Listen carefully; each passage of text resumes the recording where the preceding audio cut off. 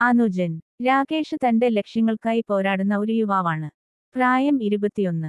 Football കളിക്കാരനാകാൻ കഠിനാധ്വാനം ചെയ്തിട്ടും കുടുംബചുമതലകളിൽ അവൻ കുടുങ്ങിയിരിക്കുന്നു. അമ്മയുടെ ആജ്ഞകൾക്കു പുറമെ പെങ്ങളെ വിവാഹം കഴിച്ച പ്രവാസിയായ ചേട്ടൻ വീട്ടിലെ കമാൻഡറാണ്. ചേട്ടന് ലീവിന് വരുമ്പോഴൊക്കെ എയർപോർട്ടിൽ അയാളെ കൂട്ടാൻ, വലിയ ബാഗുകൾ ചുമക്കാൻ, വന്ന സമ്മാനങ്ങൾ വിതരണം ചെയ്യാൻ എല്ലാം രാകേഷിന്റെ ചുമതലയാകുന്നു.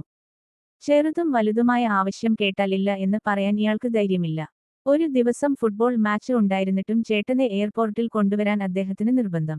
നേരം പോയെങ്കിലും വാക്ക് മറന്നില്ല. ചേട്ടന്റെ നിർബന്ധം സമ്മതിച്ചു. പിന്നീട് ചേട്ടൻ രാകേഷിനെ എവിടെയോ കൂട്ടിക്കൊണ്ടുപോകുന്നു. ഗതികെട്ട മനസ്സോടെ കൂട്ടുചേർന്നു. പക്ഷേ എത്തിയപ്പോൾ അത് ഒരു പ്രമുഖ ഫുട്ബോൾ അക്കാദമിയാണെന്ന് മനസ്സിലാവുന്നു. ചേട്ടൻ രാകേഷിനായി അഡ്മിഷൻ ഇതിനകം ഉറപ്പാക്കിയിട്ടുണ്ട്.